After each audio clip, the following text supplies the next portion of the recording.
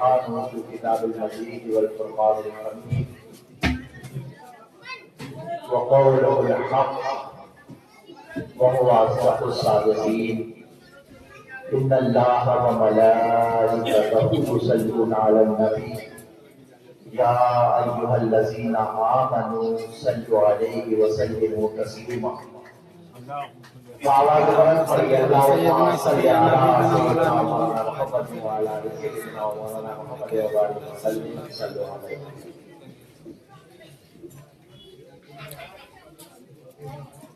یہ جس آیت مبارکہ کی تلاوت میں نے کی، اس میں اللہ تعالی درود پڑھنے کا حکم ارشاد فرما رہا ہے اور یہ فرما رہا ہے کہ اللہ اور اس کے ملائکہ یصلون علی النبی، نبی صلی اللہ علیہ وسلم پر سلام بھیجتے ہیں، درود بھیجتے ہیں. یا ایھا الذین آمنوا صلوا علیہ وسلموا تسلیما، ایمان والو تم بھی پر درود و سلام کا نذرانہ پیش کرو. تو یہ تو طے ہے کہ سنت الہی ہے. اور درود ایک جو آپ مستقل پڑھتے ہیں اور نمازوں میں پڑھتے ہیں، وہ درود تو سب کو یاد ہی ہے. اللہم صلی علی سیدنا محمد وعلی آل سیدنا محمد وبارک وسلم کما صلیت علی ابراہیم وعلی آل ابراہیم انک حمید مجید. اللہم بارک علی محمد وعلی آل محمد وبارک وسلم کما بارکت علی ابراہیم وعلی آل ابراہیم انک حمید مجید.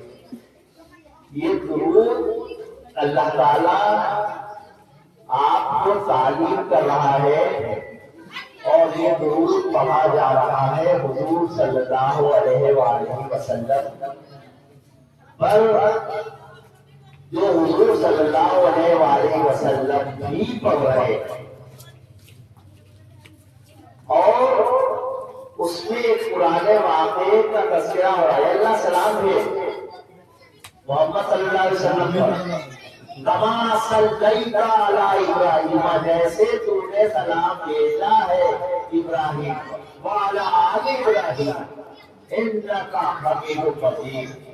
اب دیکھیں سلام ابراہیم پر اور آل ابراہیم پر. یہ درود قرآن حکیم آپ کو اللہ کی عبادت کرتے ہوئے لازماً پڑھتے ہیں. اور جناب رسول کریم صلی اللہ علیہ وسلم کی بہت طویل حدیث ہے.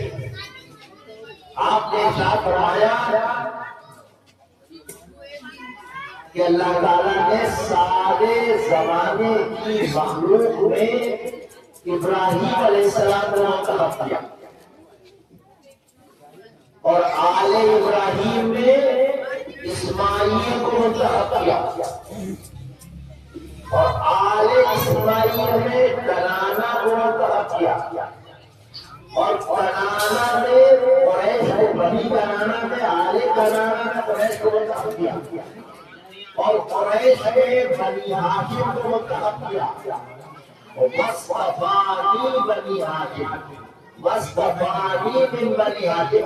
آخری اس حدیث کا ٹکڑا ہے کہ مجھے بنی ہاشم میں منتخب کر لیا. اب آپ ملاحظہ کریں کہ حضرت ابراہیم علیہ السلام سے کیا نسبت ہے سرکار، اور حضرت ابراہیم علیہ السلام کو کئی مرتبہ آزمایا. تمام باتیں آپ سنتے رہتے ہیں، علماء بیان کرتے ہیں. اور قرآن حکیم میں سورہ بقرہ میں کہا ہے، مذکور ہے کہ وَإِذِ ابْتَلَىٰ إِبْرَاهِيمَ لِرَبِّهِ بِكَلِمَاتٍ فَأَتَمَّهُنَّ. اللہ تعالیٰ نے حضرت ابراہیم علیہ السلام کو بار بار آزمایا، ان کی آزمائش کی، اور جب وہ کامیاب ہوئے اس آزمائش میں تو ان کو انعام کیا. قرآن میں کیا ذکر ہے؟ قَالَ إِنِّي جَاعِلُكَ لِلنَّاسِ إِمَامًا. فرمایا کہ ہم تمہیں ساری دنیا کی امامت دیتے ہیں. تو حضرت ابراہیم علیہ نبینا والسلام ساری دنیا کے امام اللہ تعالیٰ نے فرما دیا قرآن حکیم میں موجود. بہت دلچسپ بات ہے. اس کے بعد کی جو آیات ہیں وہ اور زیادہ دلچسپ ہیں اور اسی وقت کی برکات بات. جب حضرت ابراہیم علیہ السلام کو امامت کا یہ منصب دیا گیا تو ابراہیم علیہ السلام نے پوچھا، مانگا، چاہا. ہم آپ بھی کرتے ہیں یہی. آپ پر کوئی شریعت، کوئی کریم، کوئی عنایت کرنے والا آگے مہربانی کرے، ابھی اس مجلس سے بات تبرک تقسیم ہو تو آپ کہیں گے وہ لڑی دوروں کی رہتا بے عین ہی بات. حضرت ابراہیم علیہ السلام کی جو قرآن میں لکھی ہوئی ہے، کہا قال انی جاعلک للناس اماما، ہم نے آپ کو ساری کائنات کی امامت کا فیصلہ کیا. فرمایا قال ومن ذریتی، اور ہماری اولاد اور ہماری آل. تو جواب میں اللہ تعالیٰ نے امامت جو دی تھی تو وہ امامت صرف ابراہیم کو نہیں دی تھی. امامت نے نہ ساری کائنات کی امامت ابراہیم کو. اور آل ابراہیم میں حدیث کی طرف جائیے، آل اسماعیل میں زنانہ میں قریش میں بنی ہاشم میں امام میں بنی ہاشم، سید بنی ہاشم، سید اولاد آدم، سید دو جہاں، سید کائنات جناب محمد مصطفیٰ صلی اللہ علیہ وسلم ہے، جن کے سر پر امامت نعرہ تکبیر، نعرہ تکبیر، نعرہ رسالت، نعرہ حیدری.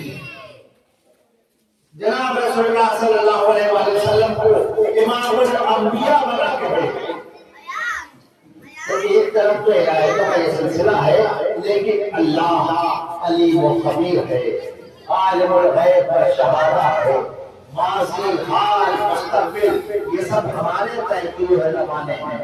اللہ تعالیٰ کی نظر میں جیسے ماضی ویسے ہی حال، ویسے ہی مستقبل، جیسے کل ویسے ہی آج، ویسے آنے والا کل. اللہ تعالیٰ جانتا تھا کہ آل ابراہیم میں، آل اسماعیل میں، آل کنانہ میں، آل قریش میں، بنی ہاشم کے علاوہ بھی پورا سلسلہ ظالمین ہوگا. تو امامت کا تاج ابراہیم کے واسطے سے اسماعیل، اور اسماعیل کے واسطے سے خاندان اسماعیل، اور خاندان اسماعیل کے واسطے سے فخر خاندان ابراہیم و اسماعیل. جناب سرکار خالی وقت سیدنا محمد رسول اللہ صلی اللہ علیہ وسلم کے سر پر رکھ دیا. اور آپ ہی نہیں، آپ کے بعد قیامت تک امامت کا اعلان کیا. یہ خاندان ابراہیم کے سر پر جو امامت کا تاج اللہ تعالیٰ نے رکھا تھا وہ آخری دن تک کسی طرح رکھا. وہ تاج امامت کائنات کا، امامت خلق کا، محمد مصطفیٰ صلی اللہ علیہ وسلم سے جس سر پر منتقل ہوا، آج اس سر کے ولادت کا تاج. نعرہ تکبیر، نعرہ رسالت، نعرہ حیدری، حیدری، حیدری. آج یہاں مسجد اور مسجد علی کا سب یہ بنیاد ہے.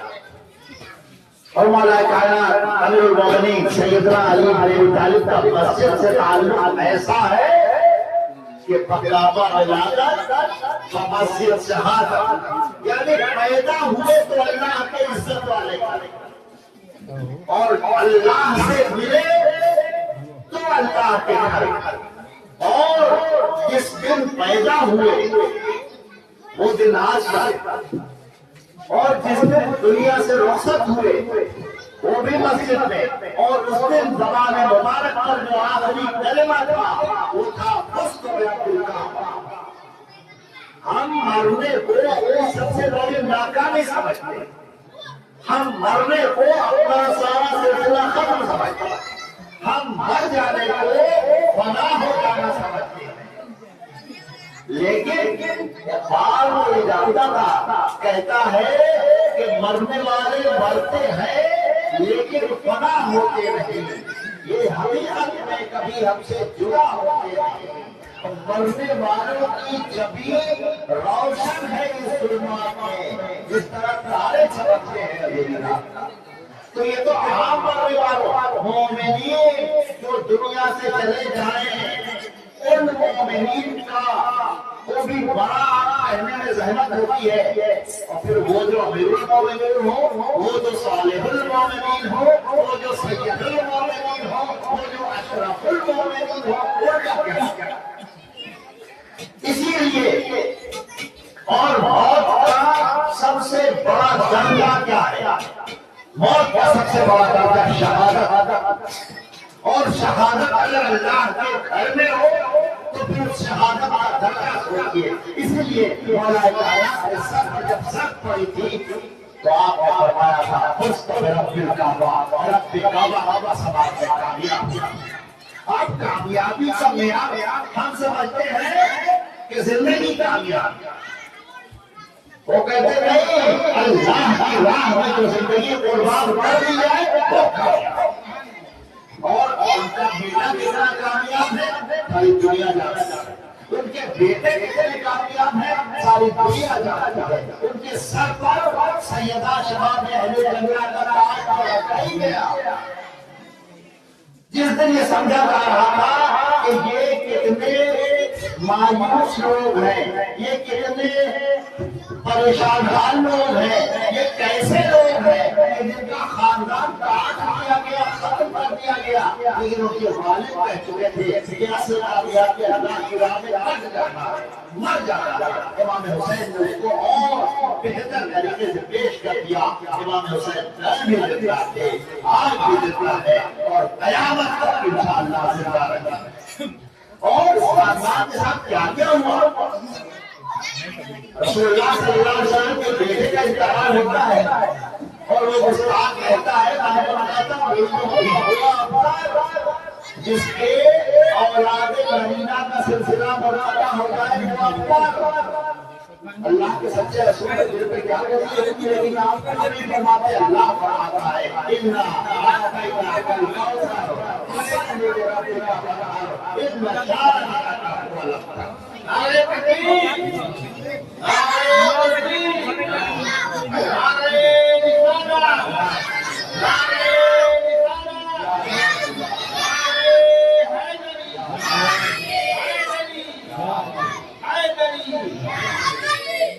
آپ تصور کریں مولا کائنات کی فضیلت کا یہ سلسلہ۔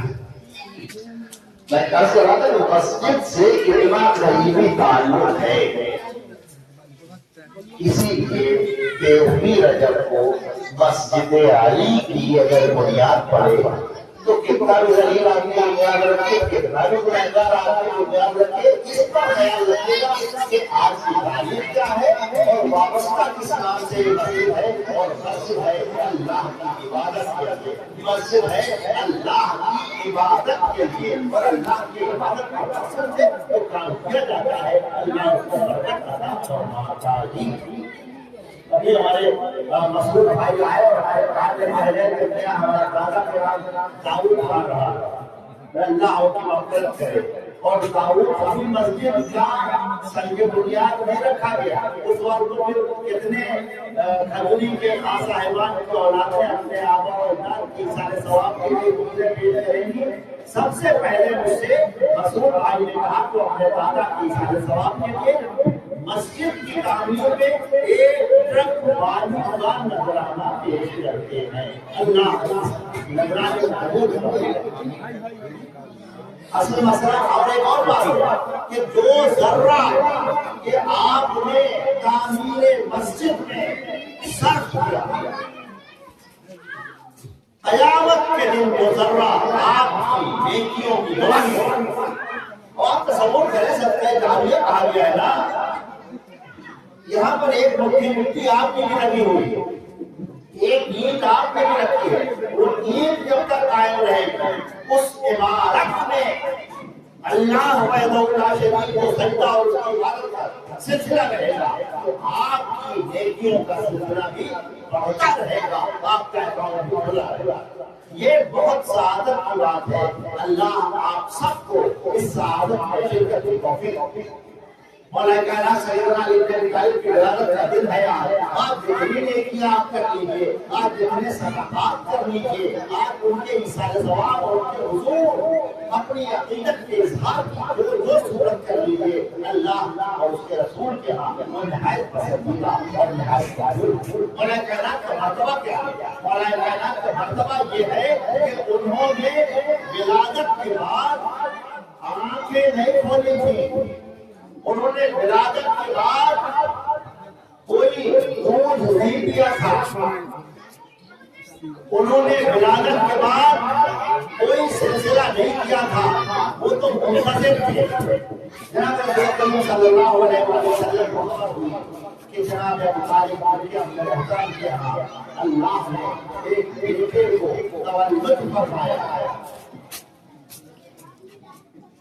جناب فاطمہ بنت اسد سرکار دو عالم صلی اللہ علیہ وسلم کو تشریف اور ماں کے بجائے ہے وہ آغوش میں بچے بن کے منتظر ہے کہ بچہ آنکھیں کھولے, بچہ شیر ماں تک یعنی ماں کے منہ کو لگائے, بچہ یہ دونوں کام نہیں کر رہا.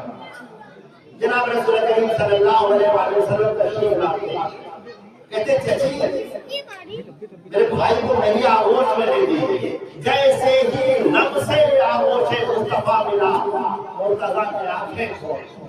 نعرہ تکبیر, جیسے تکبیر, نعرہ رسالت, نعرہ رسالت, یا رسول اللہ, نعرہ حیدری.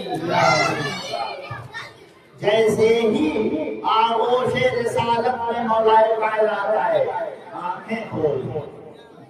حکمت کیا ہے؟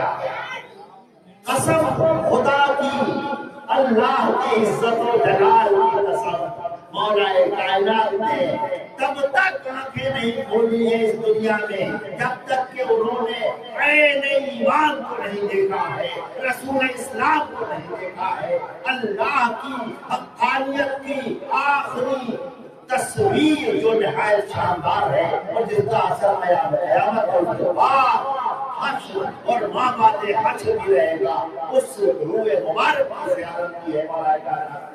اور ان آنکھوں کو کیا کوئی چیلنج کرے گا, اور ان آنکھوں کے سامنے اب دنیا کی کوئی بڑی سے بڑی دولت ہیج اور ہیج ہے, یہ کمال ہے. اور اسی دن کا, اسی لمحے کا, اسی وقت کا انتظار تھا, وہ مولا کائنات نے آنکھیں نہیں کھولی. اللہ مرحلہ کیا ہے؟ جناب رسول کریم صلی اللہ علیہ وسلم نے اپنی زبان مبارک کہنے مولا کائنات سے آپ کی زبان سے مسکی, اور سب سے پہلے جو منہ میں کوئی ذائقہ گیا وہ سرکار دو عالم صلی اللہ علیہ وسلم سرکار دو عالم صلی اللہ علیہ وسلم کی زبان مبارک سے چوسنے والا شخص, اس سے بڑا کون عالم ہو سکتا ہے, اس سے بڑا کون کامل ہو سکتا ہے, اس سے بڑا کون فاضل ہو سکتا ہے, اس سے بڑا کون امام صاحبان علم.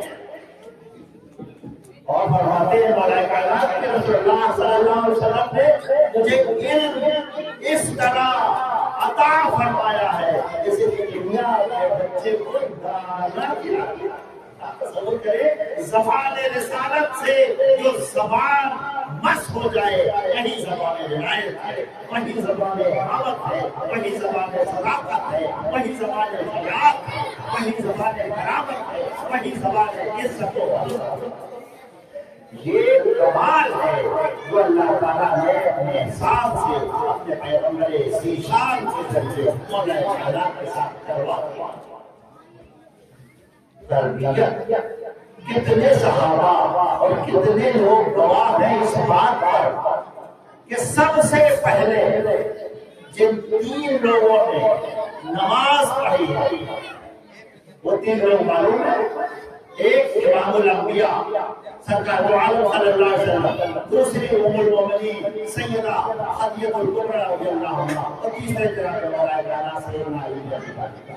یعنی نماز سے وہ رشتہ ہے کہ جب نماز فرض ہوئی تو سب سے پہلے جن لوگوں نے نماز ادا کی ان میں تین لوگ، شاہ علیہ السلام، ایک ان کی اہلیہ محترمہ ہماری ماں ام المومنین سیدہ خدیجہ الکبریٰ، اور تیسرے نمبر پر جناب مولانا سیدنا علی رضی اللہ عنہ۔ پڑھنے کا سلسلہ، علم کا سلسلہ، چیزوں کے تقسیم کرنے کا سلسلہ عجیب و غریب ہے۔ علم میں مولانا حکیم مفتی صاحب نے کہا عمدہ گفتگو کی، ان کے فیصلوں کیسا فکر کیا، کیسے چیزوں کو آسانی کے ساتھ فیصلہ کرتے رہتے۔ ایک دو فیصلے میں بھی آپ کو سناتا ہوں، کیا دلچسپ فیصلے ہیں اور کیا ذہانت کی انتہا ہے، اور یہ کام صرف ہوا کرتا ہے جس کو اللہ تعالیٰ نے اپنا علم اپنے پیغمبر کے ذریعے براہ راست بتایا۔ اور اب دیکھیں جو مولانا کے دو فیصلے ایسے ہیں جن میں میتھمیٹکس بھی ہے اور جن میں ذہن اور عقل کا عجیب و غریب استعمال ہے۔ ایک صاحب کا انتقال ہوا تو انہوں نے وراثت میں 17 اونٹ چھوڑے اور وصیت یہ کی